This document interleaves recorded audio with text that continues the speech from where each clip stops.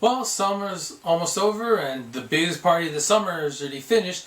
And as you can tell by watching this video, I enjoyed it. So let's get right into it. I'm going to go from the first match to the last match. I want to give you my thoughts, what I liked, what I didn't like, and general thoughts of what's going to happen in the future. Now, first off was the Intercontinental Championship match between The Miz and Dolph Ziggler. I thought this match was a good way to start the pay-per-view, start off right, really competitive, really good match, and I liked the match itself. I was not a fan of the ending though. Now, it's not just because I'm a fan of The Miz and I like The Miz as champion. I like Dolph Ziggler. I think Dolph Ziggler is one of the most underrated wrestlers around, as you can tell by my underrated wrestlers video. But I think that this was just the wrong time for him to win it. I thought he would win it at Night of Champions, and Miz was primed to continue his momentum because he had built this new character. You know, he was more arrogant, more Hollywood. It was funny. It was interesting. It was starting to get people interested in the character, even if they hated him. And so it was good to see that. And now the direction is gone. His momentum has just been taken away like that. But I would have liked to have seen Ziggler win the title at Night of Champions, but we know we're going to get a sequel to that match at Night of Champions, so we may end up seeing Miz win the title there, which I'm not sure if I would like that either. I would like to have had Miz win here and then possibly lose at Night of Champions. But we'll see where they go from here. You know, Ziggler and Miz put on good matches. They have good chemistry together, so it'll be interesting to see what they do with the two of them. So, speaking of champions who lost their title a lot sooner than I thought they would, that brings me to the Divas Championship match, AJ Lee versus Paige. It was short. Unfortunately, it was short. It was simple, but it was good. Good match. There was definitely some good physicality, some athleticism. You saw the more vicious streak of Paige coming out, which is nice. I even liked the after the match when she was like holding AJ Lee when she passed out and just threw her back on the ground. That was a little bit of viciousness and kind of funny. I like that, but again, I thought this was just kind of weird that they'd have the title change hands so quickly after AJ Lee won it. But you know we're going to get another match between the two of them at Night of Champions. Maybe we even get a triple threat match with Natalya in there, because she's definitely the best wrestler, female wrestler in that locker room. So I'd like to see that happen. If not at Night of Champions, then maybe at Survivor Series or somewhere down the road. So after that, we had what I think is match of the night with the lumberjack match between Seth Rollins and Dean Ambrose. Really good match. Unfortunately, it kind of destroyed the lumberjack concept, because both of them were back into the stands, into the fans. They were brawling, and the lumberjacks were just standing by the ring. So, what do we do now? Corporate Kane, I like calling him that. It's kind of funny. Corporate Kane had to come out and tell them to do their job. Go get those two back into the ring. And it was a good match, but not the best ending, because it just turned into a giant brawl at the end, and then Corporate King cost Dean Ambrose the match, and you know Dean Ambrose got hit with a very weak shot, I thought, from Seth Rollins with the briefcase. But the match leading up to the ending was really good, except for the fact that the lumberjack stipulation was kind of destroyed. It didn't need to be that way. You know, if they're going to do what they did the next night on Raw and have them do a false count anywhere and have Ambrose get taken out on a stretcher, that could have been done at SummerSlam. It would have been cool to see that there, and it would have been, you know, a nice thing to see, especially for people who are paying either on the WWE Network or buying it on pay-per-view. So, really good match of the night, definitely, but you know, I thought should have had the other match, the Falls Count Anywhere match at SummerSlam instead. Only because the stipulation at SummerSlam really didn't have any logical sense in the end, unfortunately. Next up was the... Oh, man, I skipped a match. I'm sorry about that. I did skip a match. a match I was not that interested in, to be perfectly honest. Rusev versus Swagger. And, you know, I was very surprised, I was not very surprised, but kind of surprised that after they had the Honor Guard come out for Jack Swagger and the whole We the People thing going on, I was kind of surprised he lost. I was kind of surprised, especially in the way he lost. It was kind of interesting to see that he would rather pass out than tap out to the Accolade. Oh, sorry, Acolyte, I think it's called, sorry. But I did think it was kind of odd that, you know, he actually does now have momentum for some reason after he, you know, had the whole, you know, DUI, getting caught with weed, injuring 2 wrestlers, you know, when they were champions. And I think that's why he lost.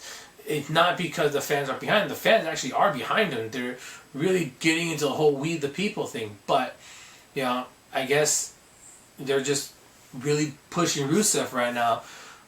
But the question now becomes where they go from here. Is he going to now feud with Mark Henry? And Mark Henry's been kind of like a punching bag in the last year or so, especially after his match against Cena at last year's Money in the Bank, which I thought was better than Cena's match against Daniel Bryan, to be perfectly honest. Now, now that we're back on track, let's get back on track now. Bray Wyatt versus Chris Jericho. Now, this was a pretty good match, you know, but I think the problem with this match was its placement. It had to follow Match of the Night, Ambrose versus Rollins, and had a difficult task of doing that. And, you know, people were kind of, you know, already spent from the previous match, that they didn't really get into it in the middle of it. Towards the end, they're starting to get back into the match, but I think, like I said, the placement hurt this match. It was a pretty good match, and I'm glad Bray Wyatt won this match, but it just suffered from bad placement. That's all. Good match, but, you know, maybe I don't know if they'll do another one. It looks like they might do it based on what we saw on Raw, but who knows? All right, next up is the match I was not interested in.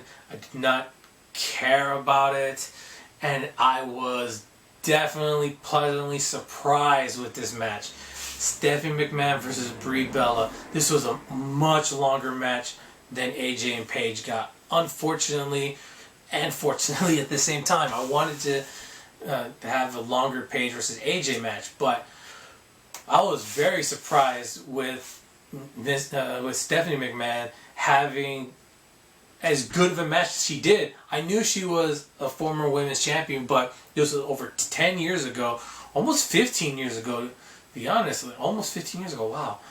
Crap. And she hasn't really wrestled that much, and she's trained a lot. You could definitely tell, because she has some good ring savvy. The DDT she pulled off was really good, and that pedigree was done really well, and she did it just like her husband. It was great. And, you know, I remember when I said in the overrated wrestlers video that if somebody else can do this and get the same reaction, you're not over, just your catchphrase is. Well, Stephanie McMahon pulled it off better than Daniel Bryan ever could. And she did this, and the crowd, who were definitely against her in the beginning, they started getting right behind her. It's like, Steph, Steph, Steph. So there you go. And then next night on Raw was great, because she came out with the Steph, Steph, Steph shirt on. And the crowd, again, were still chanting it. They're still chanting it, doing the exact same thing. Once again, proving my point that Daniel Bryan is not over, just the catchphrase is. And anybody else can do it and get the exact same kind of reaction, especially when it's done right, like Stephanie McMahon did. What was that? I think I heard a shovel just burying Daniel Bryan and Brie Bella at the same time. How about that?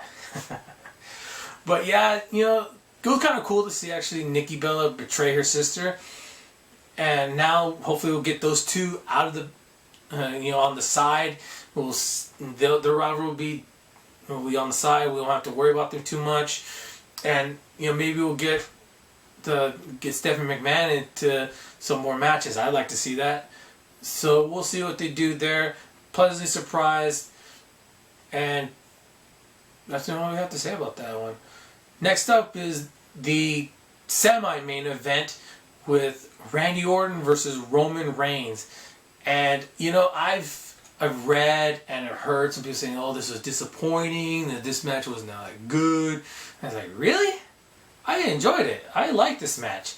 This match was definitely interesting, especially after you got. It was a slow beginning. I will admit that it was kind of a slow beginning, but you know, that's how a lot of these matches are, especially with bigger guys. They're slow beginnings.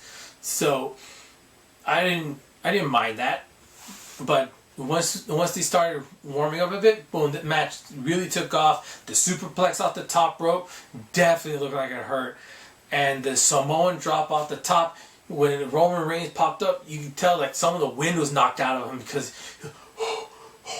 yeah, and so that sort of thing was interesting to see that about just how much physicality was in this match. It was really good. And the psychology in it as well, the reversals, and even the counters were really well done, I thought. Especially the two big counters from Orton, where he countered the spear into the scoop slam, or they call it a power slam. I always like calling it scoop slam. And going the Superman punch into the RKO. Those two counters were really good. Roman Reigns sold them very well, and he kicked out perfectly at 2 on the RKO. It was great. And then Orton definitely knows how to talk with his face. He's expressive. He can show anger. He can show frustration. He can show like, what the hell just happened? I was like, are you serious? Kind of a look to his face, and he does that very well. So I liked this match. I thought it was probably third best match of the night and had the best ending because of the Superman punch in the RKO and then the punt into the spear. Really well done. I thought I did see before the match they showed Ronda Rousey from UFC. I would like to have seen her maybe get some attention from Roman Reigns because they're apparently friends or something like that. I would like to have seen her get some attention from Roman Reigns, like do the whole believe in the Shield thing. I missed the Shield a little bit, but it's great to see the three of them, going forward and possibly becoming world champions down the road. Speaking of world champions, the main event, WWE World Heavyweight Champion John Cena defending against Brock Lesnar. This match was a slaughter, a complete slaughter of John Cena. I mean, you talk about squash matches, but good God, this was just brutal at times. Like 16 German suplexes, pounding him. The only thing that would have made this match even more brutal was blood. And I know WWE doesn't let people cut like this, but actually having Lesnar like hit him across the face and bust him open, if that would have happened during the match, it would have made the beating seem more brutal.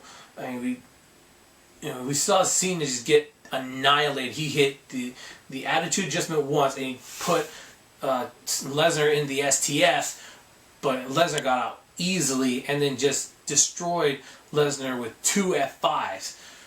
Now, I did get upset with Michael Cole saying that's the move that slayed the Undertaker. It took three F5s to do the unthinkable. Okay, so don't sell the Undertaker short. And not to mention he got a lot more offense in his match than Cena did.